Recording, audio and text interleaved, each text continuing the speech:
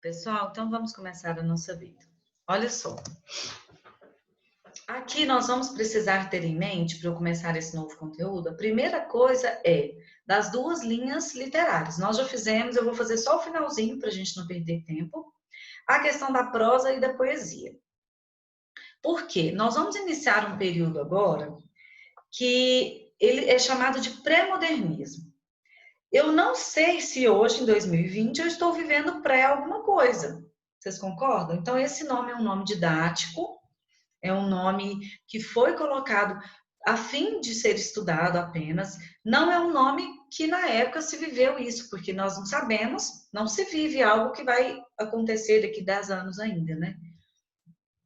Então, só vou fazer uma relação aqui importante. Nós vamos chegar, na verdade, só no finalzinho. E eu preciso que vocês tenham isso aqui em mente, que é a prosa e a poesia. A linha histórica. Na verdade, fiz o contrário, né? Mas tá bom. Na prosa, qual foi a última prosa que nós estudamos?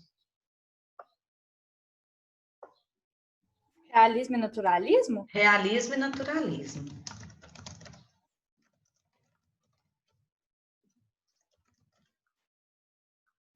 Qual foi a última poesia que nós estudamos?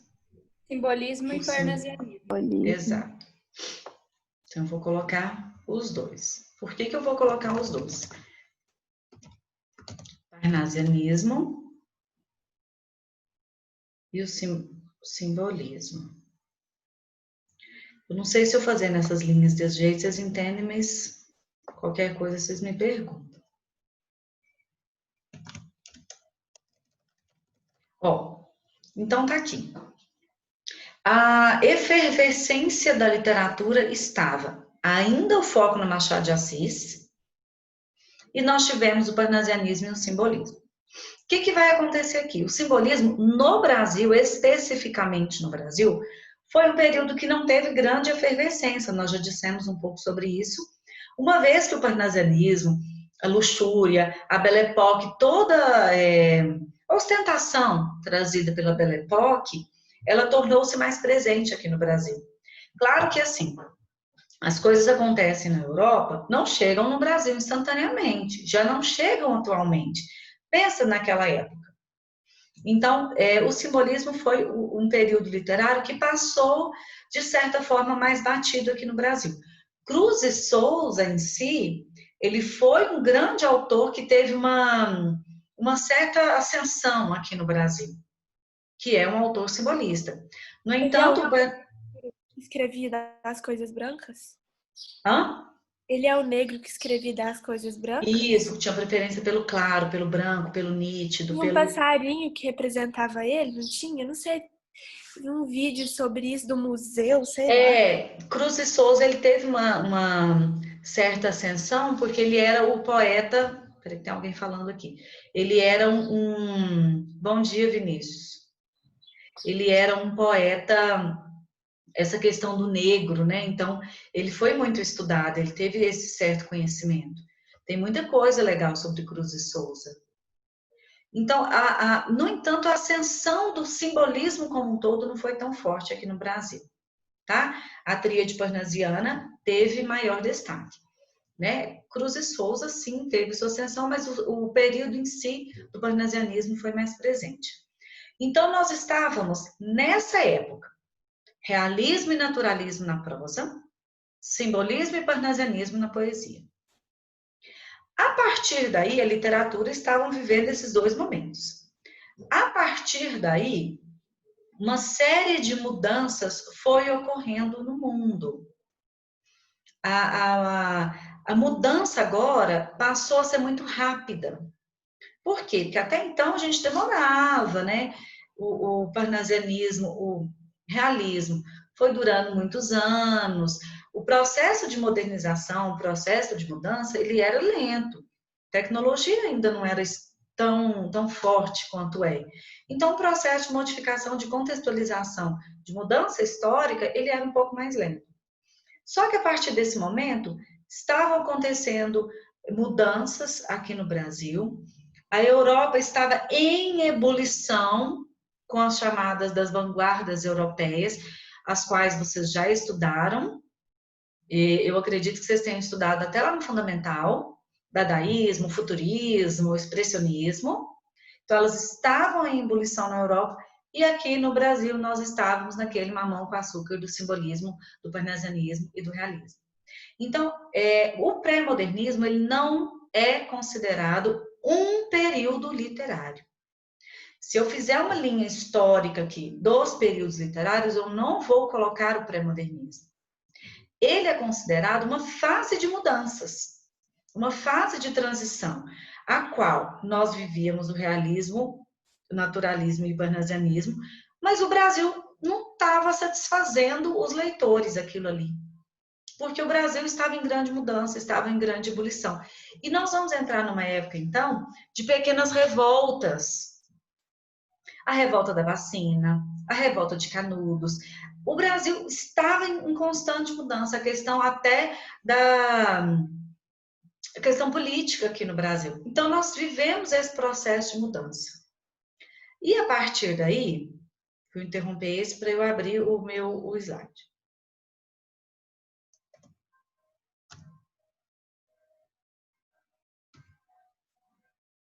Isso. A partir daí, então, esse pré-modernismo, olha o tanto que ele é curtinho. 1902 a 1922. Outra coisa que eu quero chamar a atenção de vocês. Nós estávamos numa época que a gente trabalhava com séculos. Eu coloquei romantismo, final do século XVIII, começo do século XIX.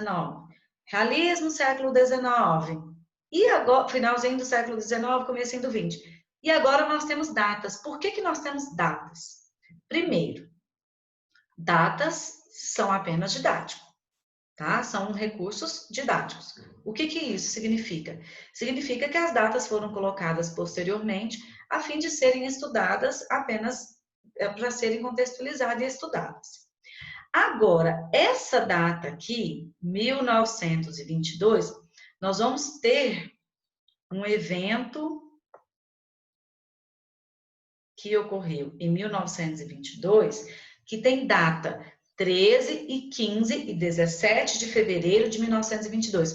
Vai ser o único que tem data até dias da semana, tá? Então, essa data aqui são datas aproximadas de 1922. Eu chamo atenção em relação ao que aconteceu naquela época. Por que isso aqui tem uma data aproximada e não um século aproximado? Porque agora vão surgir novas exposições de arte. O pré-modernismo ele não aconteceu apenas na literatura. E a influência das vanguardas europeias, que foi mais na arte, ela vai ser diretamente na literatura. Então, agora foi um movimento artístico. E nós temos uma data específica, tá? Uma data específica, 1902, 1918, que vai acontecer uma exposição de arte a qual fará referência direta nessa data de 1922. Então, aqui nós estamos vivendo um processo antes dessas datas específicas. Nós estamos vivendo um processo que o Brasil quer mudança, o Brasil está em ebulição em questão à resistência frente a essas mudanças. A arte, se vocês virem nessas imagens aqui, a arte não está aquela mais parecida com o que nós tínhamos, aquela riqueza de detalhes, tintas claras, cores sombrias. Agora a arte está muito forte. Então, esse processo de mudança, esse processo de transição, chamamos de pré-modernismo. Tá? Recapitulando, ele não é um período literário, ele é um processo de mudança. E aí, então, nós tínhamos o centro do Brasil,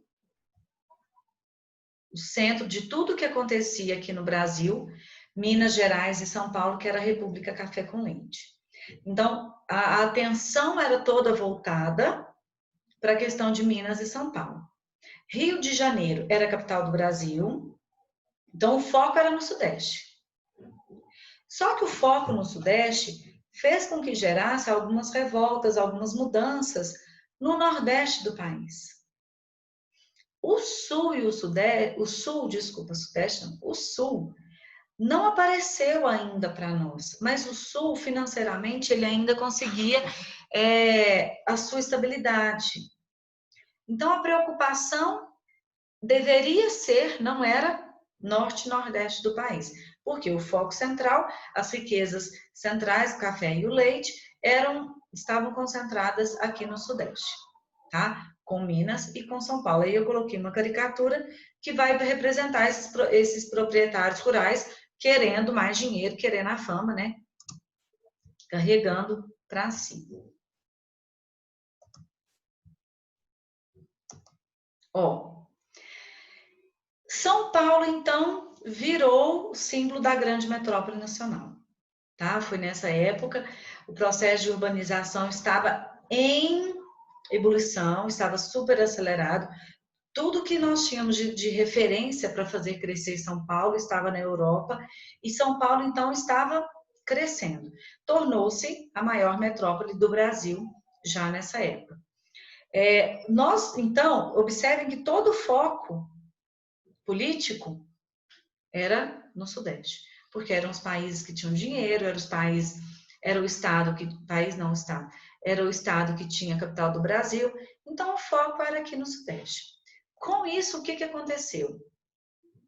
Norte e Nordeste ficou completamente abandonado, como se não tivesse um chefe devido. Nesse momento, foram surgindo, eu vou chamar a atenção para algumas situações, porque é isso aqui que vai virar literatura.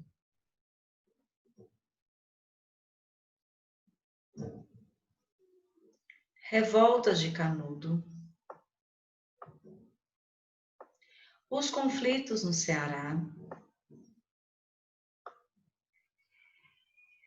Padre Cícero, alguém já ouviu falar? No Alto da Compadecida ele fala meu padim padeciço. O cangaço, no sertão nordestino, e o lampião. Lá no norte e nordeste do país, então, foram surgindo novas figuras, foram surgindo vários conflitos. A Guerra de Canudos, por exemplo, né, que aconteceu na cidade de Canudos, que era contra o governo, porque eles não queriam pagar impostos, eles queriam todos os seus direitos, mas sem pagar os impostos. Então, foram surgindo vários conflitos. Aqui surgiu a Guerra da Vacina, a revolta da vacina, porque as pessoas não concordavam. Então, o Brasil estava conflituoso. E aqui está faltando ainda colocar que era a questão do conselheiro. Não tem o conselheiro. O que era o conselheiro? Era a figura que eles tinham da religiosidade lá no norte do país. Então, todos seguiam o conselheiro. O conselheiro foi uma figura que existiu realmente, depois ele virou até parte da obra de Os Sertões, de Euclides da Cunha, mas foi uma figura real, a qual as pessoas acreditavam que ele era a figura de Jesus na Terra. Então, foram surgindo porque lá eram estados muito abandonados, eram estados que não faziam parte do crescimento de São Paulo, da tecnologia, da modernidade que vivíamos aqui no Sudeste. E com isso, essas figuras, o cangaceiro, o lampião, né?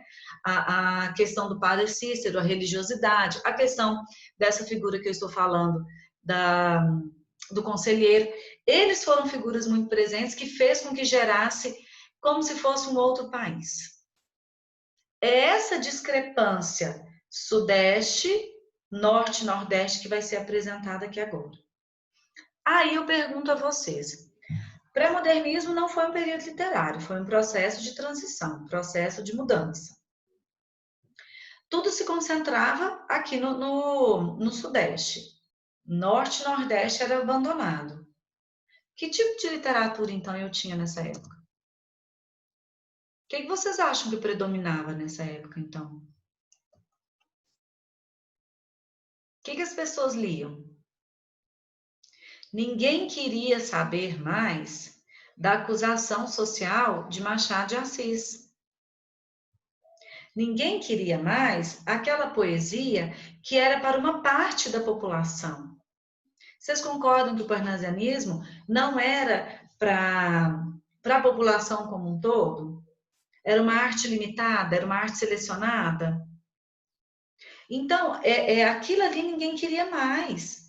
A arte agora, ela vai se voltar a atingir a tudo quanto é público.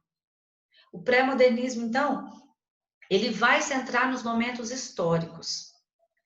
Quem eram os autores pré-modernistas? Os jornalistas.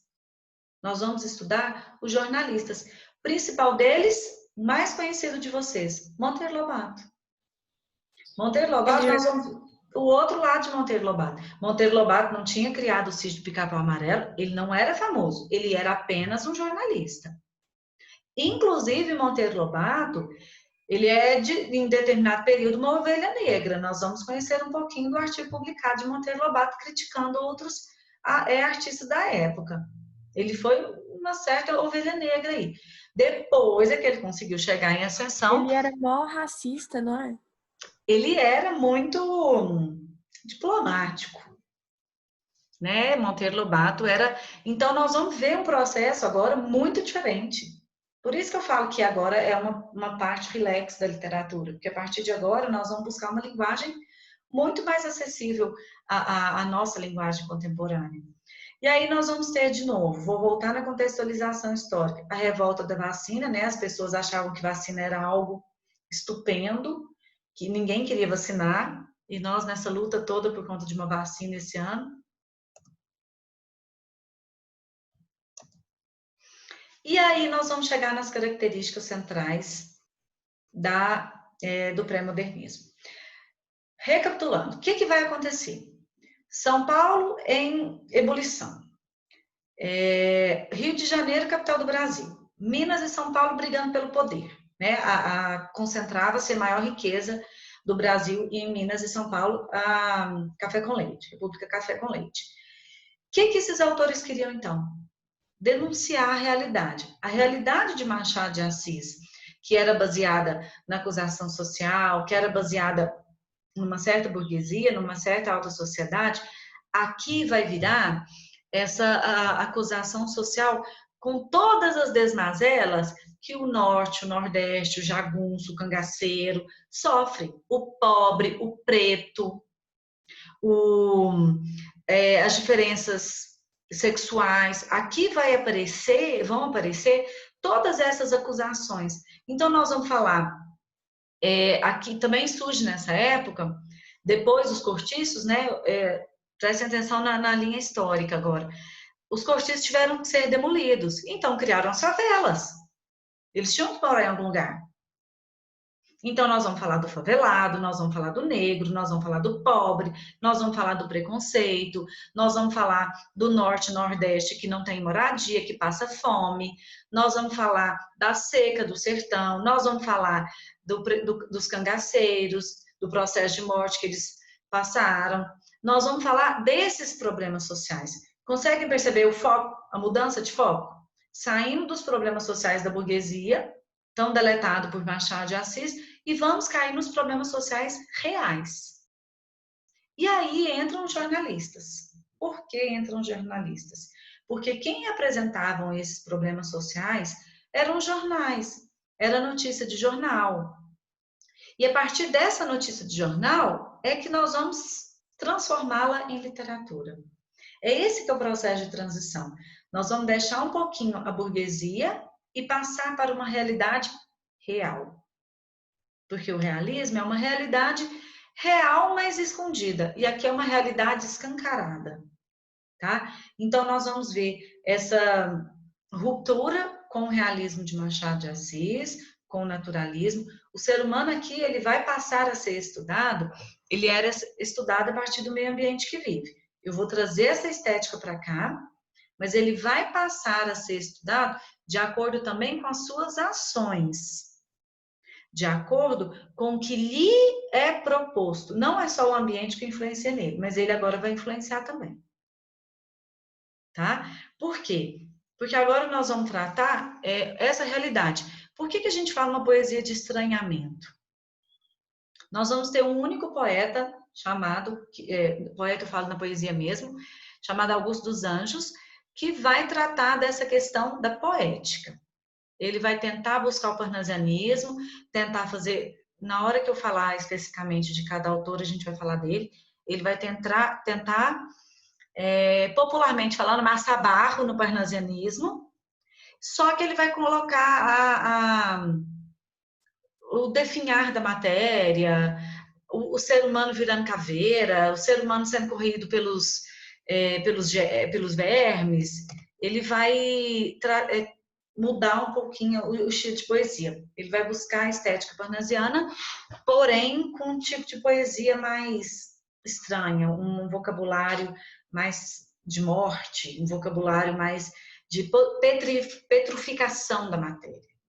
Tá? A matéria se definhando, você vai virar um nada, o amoníaco você vai se desfazer, os germes vão corroer a sua carne. Ele fala mais do ser humano se definhando, do ser humano se decompondo, nesse sentido. Por isso que é uma poesia de estranhamento. Então, nós vamos ver aqui no pré-modernismo esse afastamento da realidade contemporânea, que até então era a realidade de Machado de Assis. Nós vamos entrar na realidade, a realidade difícil, a realidade dura. Não sei se vocês já viram, ou acredito que já tenham ouvido falar algumas vezes, sim, até o Alto da Compadecida mesmo. Acredito que todo mundo tenha visto, né? Alto da Compadecida. Nesse período que nós vamos entrar agora, vocês já viram que muitos filmes brasileiros, atualmente não, um pouco mais antigos, fala assim, da minha época de nova, um pouco mais antigos, atualmente o Brasil está muito na comédia, mas antigamente a maioria dos filmes passavam no Nordeste. Nós temos como é que chama aquele que foi indicado para o Oscar do Brasil? Da Carta, da Fernanda Montenegro? Central do Brasil. Depois vocês procuram saber. Central do Brasil. Flores Bela e o Prisioneiro. Alto da Compadecida. São filmes antigos. Aí nós temos o Carandiru. São filmes que se passam onde? No sertão, no interior, passam na favela, passam na prisão. O foco do Brasil agora é esse. Aquela que foi até seriado da Globo, Cidade de Deus, Cidade dos Homens. Vocês estão vendo que o foco do Brasil era esse? Floribela, novela? Floribela? Não, chama Flores Bela e o Prisioneiro. Ah, tá. Achei que era novela da Band. Não, é um filme antigo também. São histórias que se passavam no Nordeste do Brasil ou em ambientes menos favorecidos. Por que isso? Porque a partir do pré-modernismo, o foco tornou-se esse. Nós resolvemos volver o nosso olhar para uma parcela mais pobre da população, para uma parcela mais sofredora da população. Por isso que, então, nós vamos ter essa mudança. E a partir do pré-modernismo, isso aqui vai perdurar por algum tempo. Nós vamos encontrar N obras que vocês já devem ter ouvido falar. Morte e Vida Severina, O 15, de Raquel de Queiroz. Esqueci o nome do Fabiano. O Fabiano Siamo, eu só lembro dos personagens, esqueci o nome da obra. São obras que nós vamos encontrar, nós vamos nos deparar agora diante dessa realidade. Então, o sertão vai ser muito estudado, a terra seca, a falta de água, a fome, como que uma família de retirantes sai de Pernambuco, tenta viver dessa certa forma, porque agora vai ser uma denúncia da realidade. Não é uma análise da realidade como era Machado de Assis, tá? Agora nós vamos ter a denúncia da realidade. Por isso é que vai vir esse processo de transição. E aí, como eu disse a vocês, nós vamos ter um estilo jornalístico. A linguagem de muitas obras não terão sentimentalismo, vai ser uma linguagem mais jornalística, uma linguagem um tanto quanto seca. Euclides da Cunha, ele vai contar a Guerra de Canudos sem sentimentalismo. Vendo mais de 4.000 mortos, Canudos foi destruída sem sentimentalismo. Em Triste Fim de Policarpo Quaresma, Lima Barreto vai falar de um nacionalista, extremo nacionalista, que foi chamado de louco por gostar muito do Brasil, sem sentimentalismo. Ele tem uma obra chamada Clara dos Anjos, que vai ter um relacionamento com um negro, vai sofrer preconceito, vai ser abandonada. Ele vai passar por esse processo de preconceito racial sem sentimentalismo, tá? O estilo agora vai ser jornalístico. É uma apresentação da realidade. Não quer fazê-lo comover. Ele quer te mostrar a realidade, tá? Pessoal, esses slides aqui depois eu mando. Vocês vão copiar que horas? Manda pra gente copiar. Manda. Tá. Tô muito rápida? Tá dando para entender?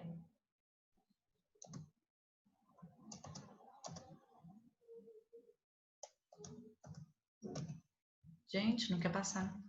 Aí. Então, se nós vamos falar da realidade brasileira, quais serão os nossos principais temas agora?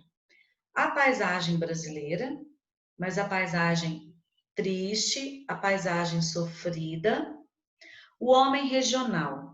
Por quê? É lá no interior do sertão, é lá no interior da Bahia, que as pessoas não têm o que comer, que as pessoas a seca maltrata. É lá no interior de Pernambuco que acontece a grande fome do Brasil. Então, nós vamos pegar esse sertão, tá? Esses serão os personagens centrais aqui. Eles serão personagens centrais de acordo com um determinado autor. Lima Barreto, por exemplo, que eu estava falando de Clara dos Anjos, de Triste Fim de Policarpo Quaresma, ele não se prende a esse tipo de população. Ele se prende à população que vive no meio da cidade, mas que também não tem dignidade, mas que também que também sofre preconceito, que também sofre discriminação, tá? Então, o foco agora vai ser esse tipo de personagem. Nada da alta sociedade, ela quase não vai aparecer. A burguesia, as acusações do casamento, o casamento materialista, isso agora perdeu o foco para nós, tá? O foco agora é a fome, é a seca, é a busca pela vida. Se você conseguir sobreviver, já tá bom. Tá? O foco agora é esse ponto. Oi? Maria Lúcia, aquele livro lá de Vidas Secas, do Graciliano Ramos, é parte desse negócio? Vidas Secas, que eu estava tentando lembrar. Vidas Secas é a segunda geração modernista. Mas é porque, o que acontece? Nós tivemos esse foco agora, depois nós vamos ter um evento chamado Semana de Arte Moderna. Nesse evento, os autores vão querer sair de tudo que já existiu no Brasil, na face da Terra.